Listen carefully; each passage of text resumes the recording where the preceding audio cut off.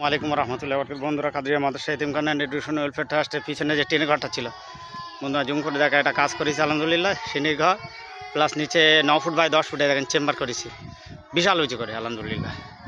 এবারে সিঁড়ি তুলবো ইনশাল্লাহ। আর ওখানে একটা বাচ্চাদের কমন প্যাসেজের মতো হবে, হিপসুর বাচ্চাদের একটা ছোটো ঘর আছে, ওখানে দিয়ে দেবো। দুতলা করলে আবার দুতলা। তো অনেক আপনাদের দোয়ার সাহায্যের পরে আজকে আমরা চলে এসেছি।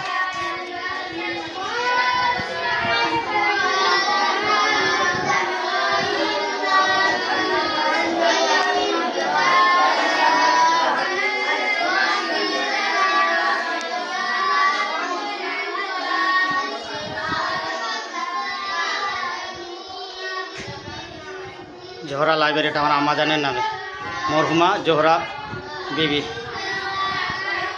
উনি শাহাদাত বরণ করেছেন।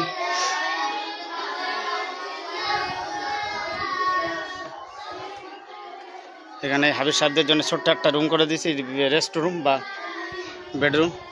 আর এখানে চেম্বার করলাম। এই চেম্বার ডালাটা কেমন হয়েছে সঠিক হয়েছে কি দেখবেন, সুন্দর। আবার লাগিয়ে দিয়েছি, বাচ্চা কাচ্চা থাকে তো এমন গাতা হয়ে গেছে, এখানে একটু বাকি আছে।